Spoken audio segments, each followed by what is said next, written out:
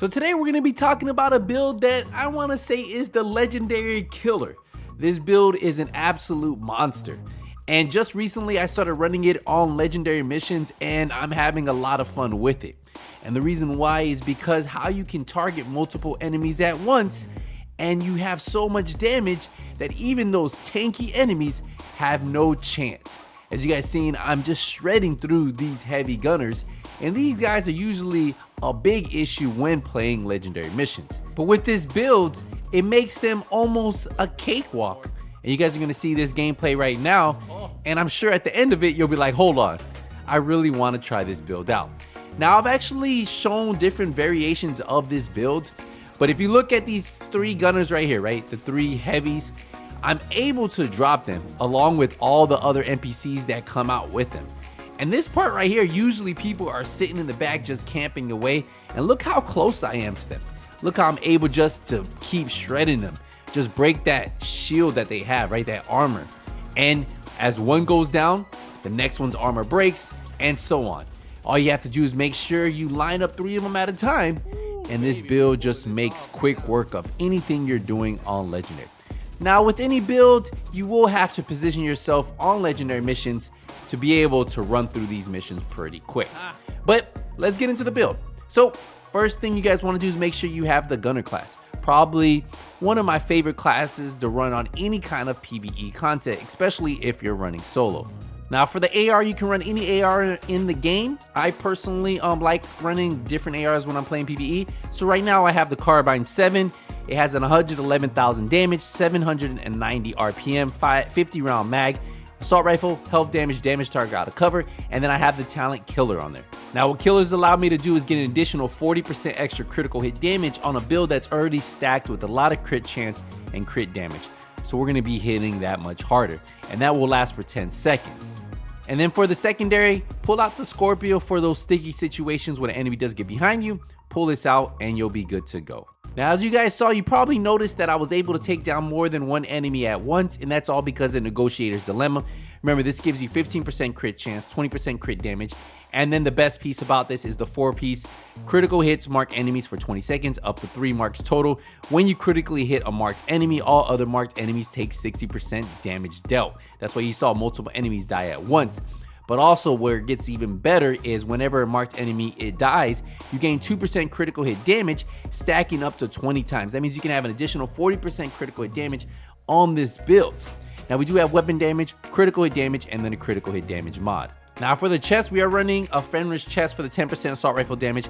We have weapon damage, crit chance, crit damage, critical hit chance mod on there, and then we have focus. Increases total weapon damage by 5% every second you are aiming in when you have an 8-time scope or higher. So make sure you get the 8-time scope, and then look at this, up to 50%. That means we can have an additional 50% damage on this build. That's why you're seeing those enemies just melt. And if you want to see the full potential of this build, mark 3 enemies, have full stacks, and just see these enemies dropped one after the other. Now I will tell you, focus does take a little bit of getting used to, but once you guys do get used to it, and once you guys know how to really use it, you'll know that it's pretty easy to keep the stack up.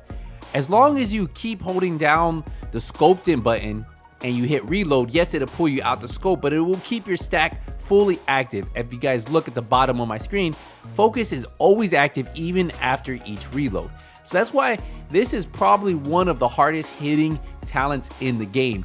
And if you play it right, even though it's a little harder to keep scoped in, you'll just melt through these enemies.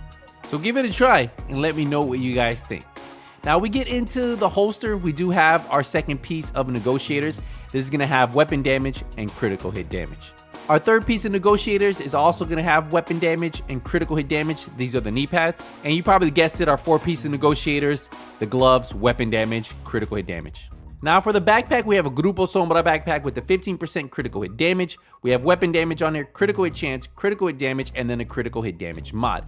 Now we do have vigilance on here, increased total weapon damage by 25%.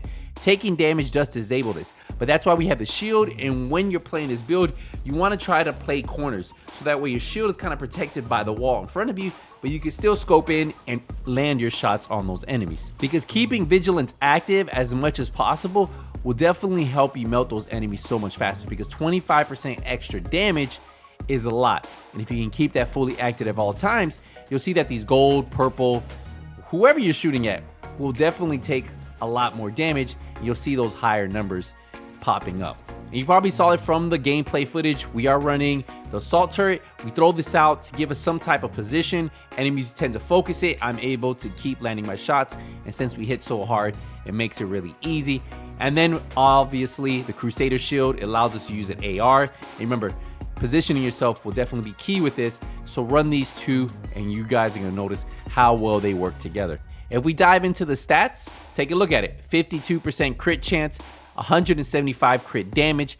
Now this does not include the talent killer where we get an additional 40%, or once we have full stacks from negotiators for that additional 40% crit hit damage. So additional 80% critical hit damage possibly on this build when you're fighting those enemies. And that's why this build hits so hard. And if you can hit multiple enemies at once, it works really good. 21% health damage, 105% headshot damage. The damage just continues to stack, plus add focus and vigilance on top of that. And that's why you're seeing enemies will just drop. And if you're worried about those robots, right? The robotic dogs, don't worry about them. They will melt just as fast. You tag one, you tag the other, get that negotiators going, and then just start pegging one. And as soon as you finish off one of them, you're gonna look over to the other one and he's not gonna have any health. And that's what's gonna be really cool about this. I love it. I think it's probably one of the most strategic builds in the game for Legendary, especially since you can focus on multiple enemies. And since in Legendary you get a lot of rushers, this really helps out with that. Because if you're able to really just focus on one enemy and still take down 3 of them, it just clears the room a lot faster, as you guys are seeing in this gameplay. Also, remember, when using this build, it's all about positioning. I just want to make sure you guys remember that. Keeping your shield up as long as possible will help keep vigilance fully procced. And that's also going to allow you to really stay focused in with focus without worrying about taking too much damage. You can just hide in corners, and if your shield does go down, that's when you do need to play from cover. So just be careful. Remember, this build will work. I've gotten all the way to the end of a Legendary mission. I haven't really beat one. This one right here, DCD headquarters, I got all the way to the very end.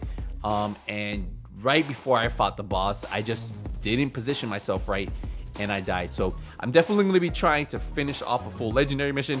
But if you guys want a build that will work, this one will here. I've seen people run negotiators, the same build I put out in the past on these, and they've been able to clear it. It's just all about positioning, learning the map, learning the spawn points, and then just having a little bit of luck, because sometimes those grenaders can definitely drop you. So hopefully you guys enjoyed this. Hopefully you guys enjoyed this build. If you guys have any questions, any more questions on this, let me know in the comment section. Thank you guys again for all the support.